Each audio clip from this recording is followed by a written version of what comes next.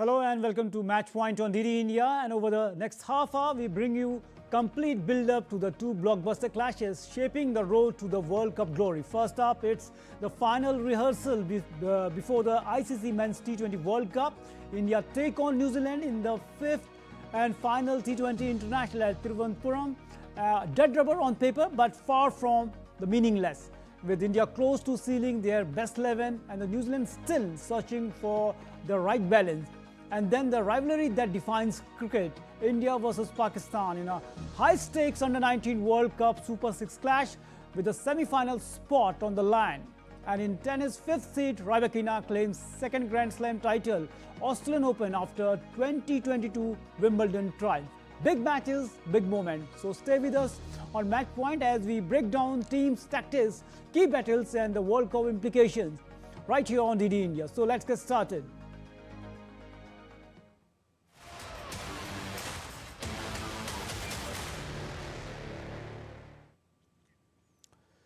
And India faced New Zealand in the fifth and the final T20 in Trivandrum on Saturday. The hosts hold on an unassailable 3-1 lead, but concern remain over their spin attack and the form of wicketkeeper batter Sanju Samson. New Zealand, boosted by comprehensive win last time out, will be keen to sign off on high. With the T20 World Cup approaching, both the sides will use this game to fine-tune their best 11. Here's the report. India and New Zealand are set to play their last competitive T20I match before the World Cup. The series may already be sealed 3-1 by India, but with momentum, combinations and individual form at stake, this is far from a dead rubber. India will be keen to bounce back after their 50-run defeat in Visakhapatnam and head into their home World Cup campaign with confidence. The focus will be on Sanju Samson, who is set to play at his home ground. Samson is yet to find rhythm, and this final game represents his last opportunity to settle nerves before the World Cup. The spin bowling department will also be under scrutiny as spinners have together taken just 11 wickets across 4 matches. Captain Suryakumar Yadav, who has registered 2 half-centuries, looked sharp during Friday's practice. Opener Abhishek Sharma has dominated the power play throughout the series. With Ishan Kishan also taking part in the training session, India are expected to revert to a 7-batter 11. Meanwhile, New Zealand will look to build on their confidence-boosting win in Vizag. The Black Caps have treated this tour as a learning curve and will be eager to sign off with a strong performance. Tim Seifert's fluent 62 led New Zealand to a victory in the 4th T20I, while captain Mitchell Satner has led from the front with an all-round performance throughout the series. A dangerous Glenn Phillips will also be hard to stop if he starts firing on all cylinders. The pitch at the Greenfield International Stadium is widely regarded as a balanced surface. The moisture can assist seamers in finding movement off the deck, but one of the biggest factors at this venue is high humidity. While the first innings can be a grind for batters, the arrival of dew can ease the chase. With just days to go before the T20 World Cup, tonight's contest offers one final chance to fine-tune combinations, regain momentum, and answer lingering selection questions as both India and New Zealand shift focus to the global stage. Sports Desk, DD India.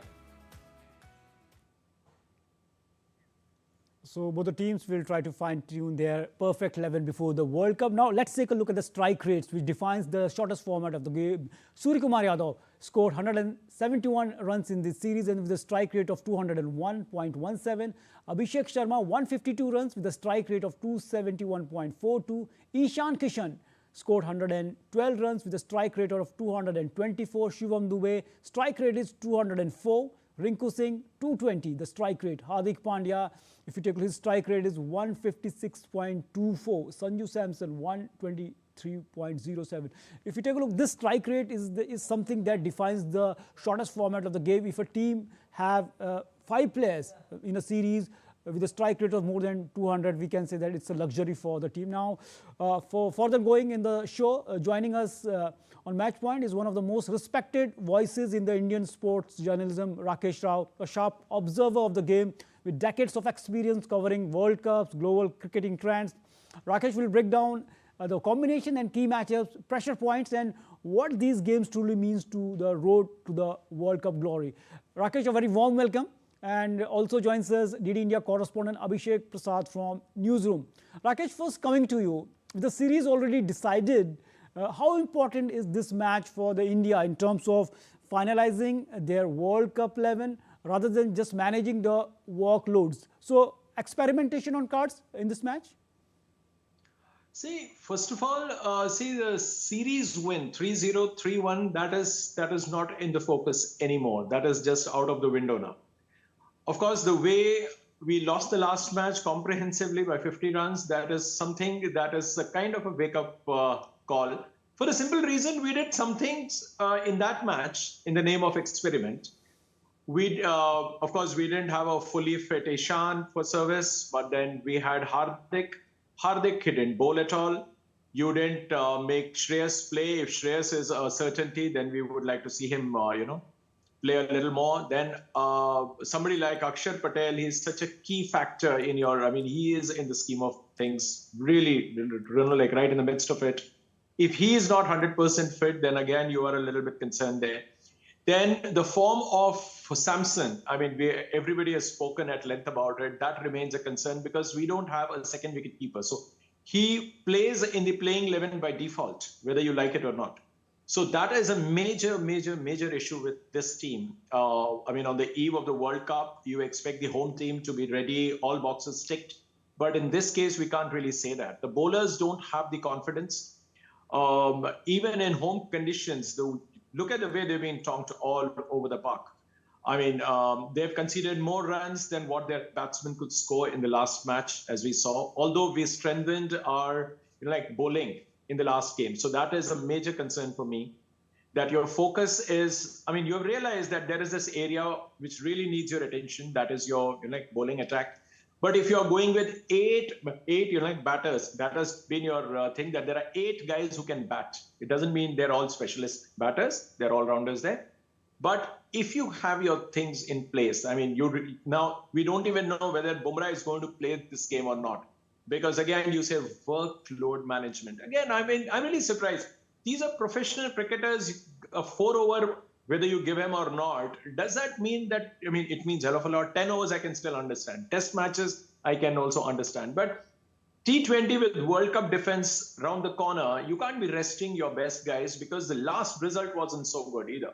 So, and don't underestimate this New Zealand team. It's a very, very good side. Some of their regulars are not in the playing 11 because of injury concerns, but that's a very good side. So you have to do well against a good side and take that confidence into your campaign, which is, of course, it starts with 2 very weak teams. So people like Samson and all can still hope that, that they can retain they can regain their form if they come good against the 2 weaker teams before that big game against Pakistan.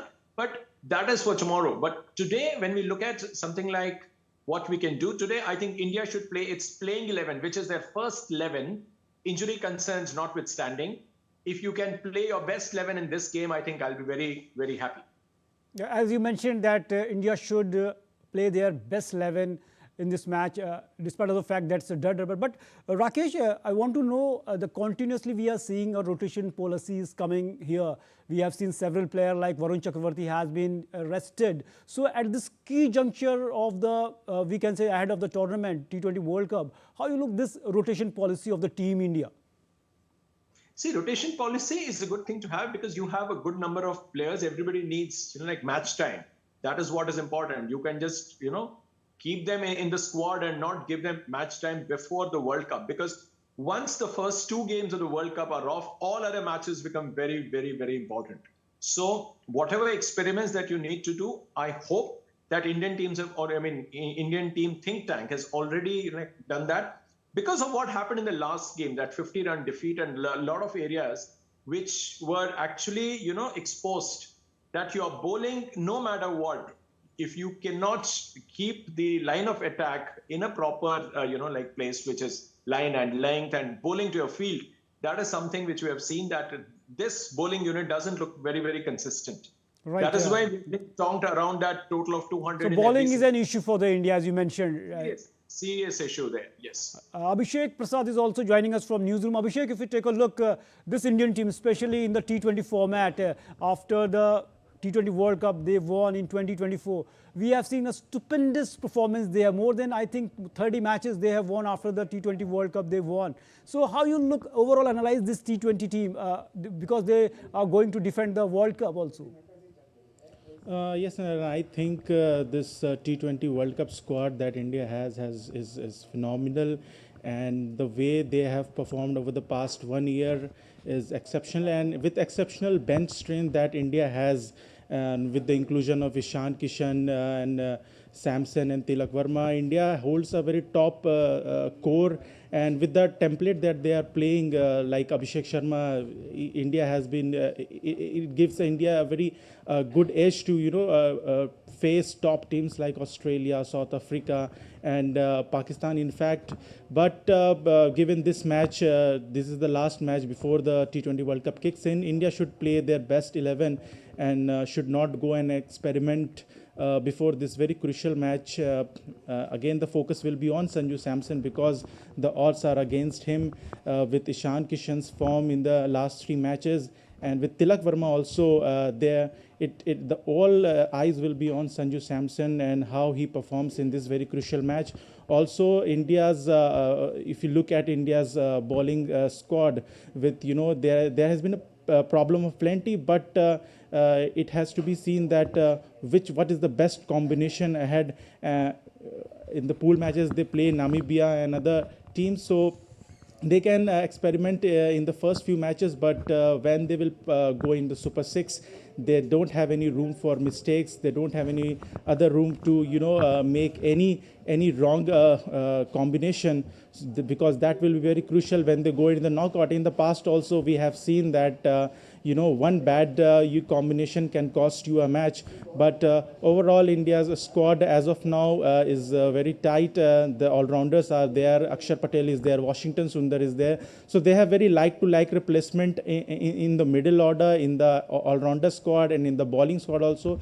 Given that Varun Chakravarti is also there, Kuldeep Yadav is also there. So there is a quite plenty of variety in terms of spinning option, in terms of fast bowling options, and in terms of the top order also.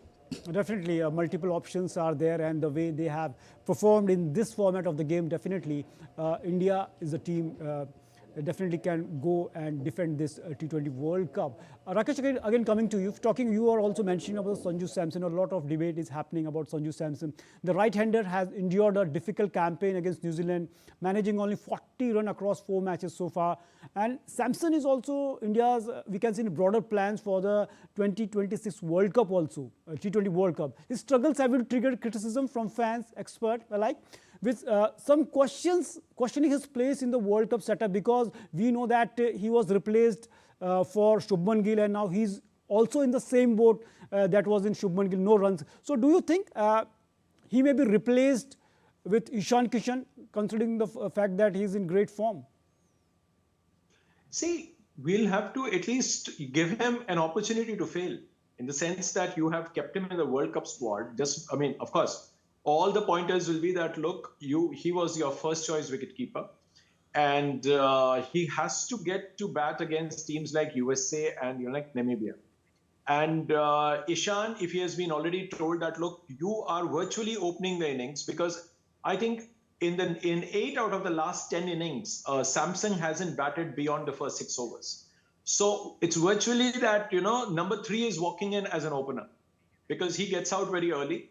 So the point here is that unless you have someone who has been told that, look, we are with you, because Samson is one person, if you see the number of opportunities he has got, I mean that number is crazy. And if you see his percentage of failures, that's also very high. But people who love his kind of play, who say that, oh my God, Samson is so good, they say he hasn't got opportunities consistently. Now, to counter that, all I say is, how many chances do you want? Because you are a good batter. We all know that. We have seen your form in IPL. We have seen you hit those 200s also in international games also. But the point is, how many chances do you want? You somehow have to get stronger between the years. When the opportunities comes calling, you have to deliver. How many times are you going to fail? So the point is that he has to get his act together. It's World Cup at home. So there is no other way that if he fails again, then there is no question that Ishan will have to don the gloves of the wicketkeeper. He has to take over. He can't play the match purely as a number 3 batter. So the option has just been introduced. But let's not forget, the selectors chose Samson as their first choice wicketkeeper. So you have to give him opportunities to start with. If he fails, you can always replace him. So time is running out for Sanju Samson. Enough opportunities were given to him, and hopefully, if today he plays, we can say the immense pressure on him. But definitely, we think that if he is the part of the T20 World Cup squad, few matches should be given to him, as mentioned by Rakesh. So Rakesh, you stay with us. We are going to the next story, that is the India versus Pak Under-19 World Cup match. Again, we will come to you. So five-time champion India will look to avenge its Asia Cup final loss against arch rivals Pakistan when the two teams lock horns in a Super 6 match of the ICC Men's Under-19 World Cup in Bulawayo on Sunday. The Ayush Mahatre-led Indian side would be itching for revenge. It has been dominant run for the India so far in the Under-19 World Cup. The Indians started their campaign with a comprehensive 6-wicket win over USA after beating Bangladesh and New Zealand in the group stage. In its first Super 6 match, India thrashed host Zimbabwe by a massive 204 runs on January 27 to continue its unbeaten run. But in Pakistan, a strong opponent awaits India, and big loss in the Asia Cup final will be haunting the Mahatre-led side. Wicketkeeper Abhigyan Kundu and Vaibhav Suryavanshi have been consistent with the bats, scoring 250s each, but they would look to convert those into three-figure marks. Beyond Malhotra is one more batter India would be banking on, as the left-hander smashed an unbeaten 109 against Zimbabwe in the last match and would be looking to carry on that good form. On the bowling front, right-arm medium pacer Axar Patel and left-arm pacer Uddhav Mohan, who picked up 3 wickets in the last match against Zimbabwe, have been standout performers for India. So again, coming to our experts on the marquee match between India Under-19 and Pakistan Under-19 in the Under-19 World Cup. Rakesh, if we take a look the way India performed in this tournament so far, unbeaten, and we saw that a few good performances by the player like Vaibhav Suryavanshi and Abhigyan Kundu too. So overall, how you look at the India's performance and what are the chances, their chances in this Under-19 World Cup?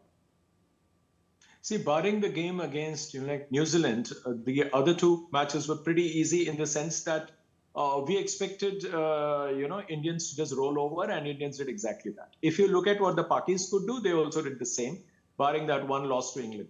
So as far as confidence is concerned, Indians are definitely at a slightly higher plane.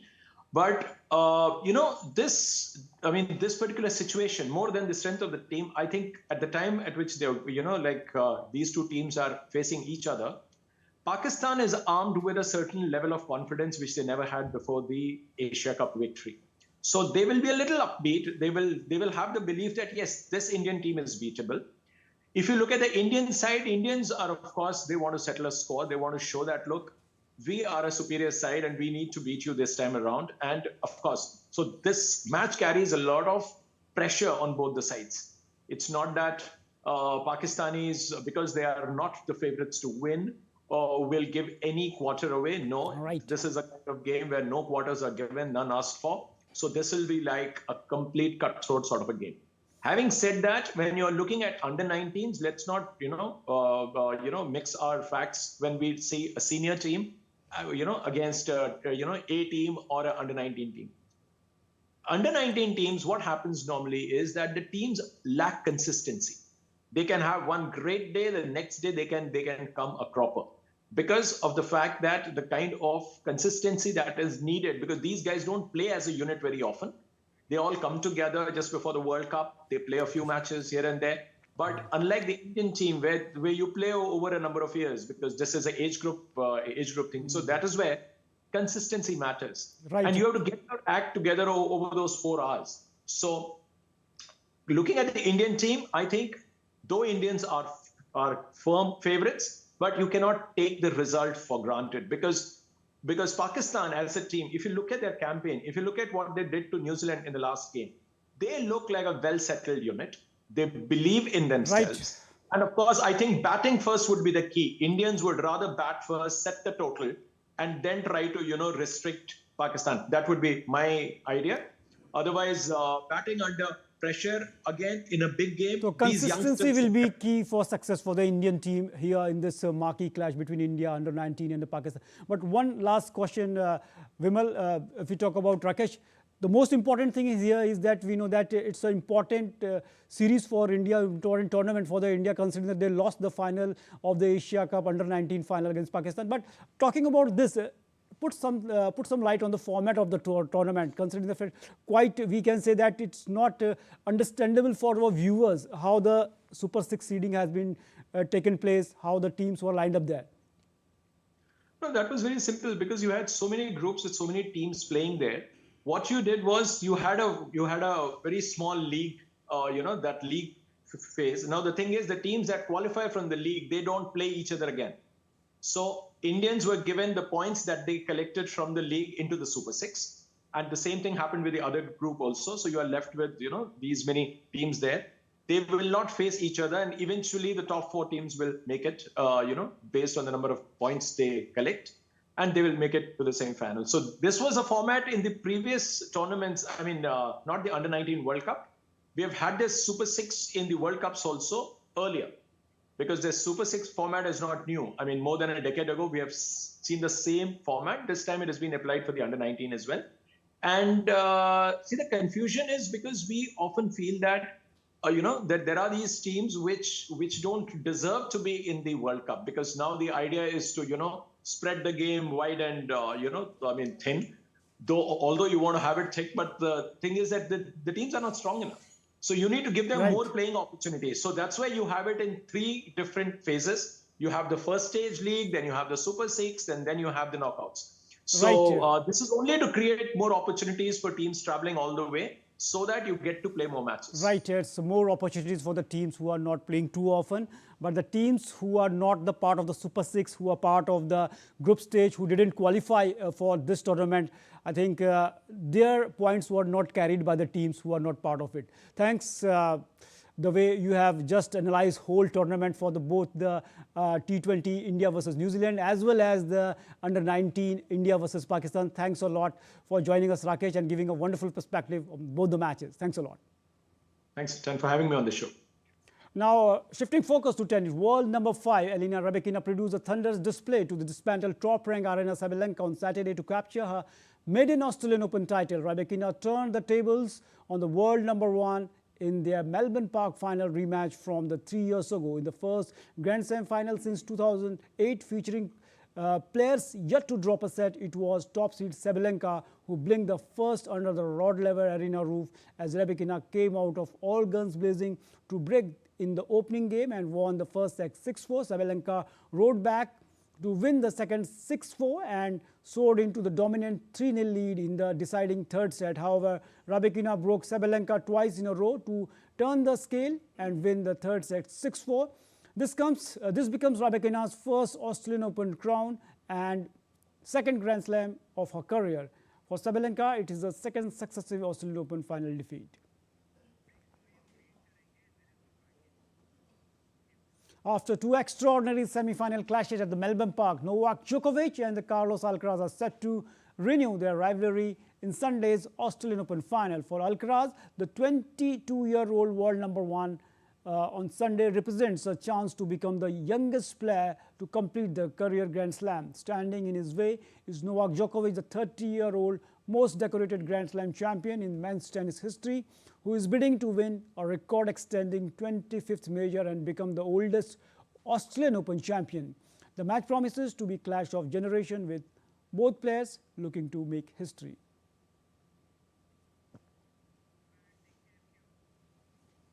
Telangana's ice skater Naina Siritaluri says Khelo India Winter Games is the right platform for young winter sports athletes to showcase talent and grow. In an exclusive interaction with DD India, the young ice skater lauds government support for sports development and also spoke about their recent performances. With me is the poster girl of ice skating, Naina Sritaluri. She has won 9 medals across 4 editions of Khelo India Winter Games, and in this edition she has won 2 gold medals. And Naina, How are you feeling? Back-to-back gold medals, and this has been 9 medals. This has been a happy hunting ground for you. Yeah, it has been very great for me. Very fortunate for me to have won these many gold medals in 4 editions. I just feel, I don't know what to say, I just feel very happy. There's nothing else I can say other than happy, right? Yeah. You flew from Canada to Leh specially for Khelo India Winter Games. How has Khelo India Winter Games shaped you, and what does participating in Khelo India means for all the athletes and also you? Yeah, I flew here just to maintain my streak and win 2 more gold medals, which I did. And I think coming here makes me more competitive as since I keep winning golds, I would want to win more. That's what keeps me motivated. So coming here would keep me very motivated, and yeah, I think coming here would also make me grow competitively. How do you prepare for ice skating? Explain about the technicalities of ice skating and what have you doing for the past 1 year where we have participated.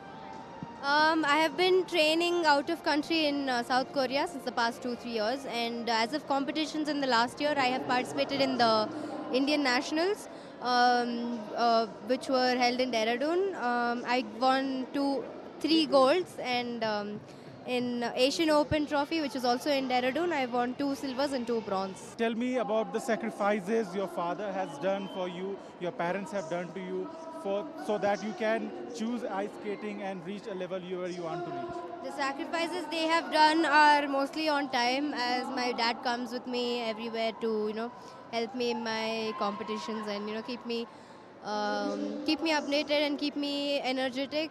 So that's how he helps me. And mom is an encourager from back at home, which is also very important. She plays an important role as well by also funding my trips and everything. So yeah, I think I'm very grateful for them for being there for me and supporting me, and only because of them I keep growing. Where do you look yourself in the next 5 or maybe 10 years? My goals from 5 years from now would be either to go first is to go to the Junior World Championships and Cups, and then to the Senior Championships and Cups, and then I would love to go to the Asian Games, which will be in the next 4 years, and I would also love to participate in the Olympics, Winter Olympics. There was Naina Shri Taluri.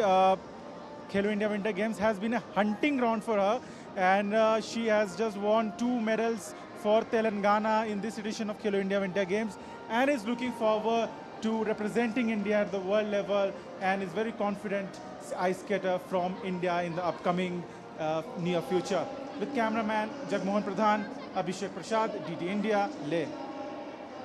So that's all we have for you on this edition of the Match Point. Thank you for watching. We'll be back next week with more action, more stories, all the big moments from the world of sports. Until then, take care and keep watching DD India. Namaskar.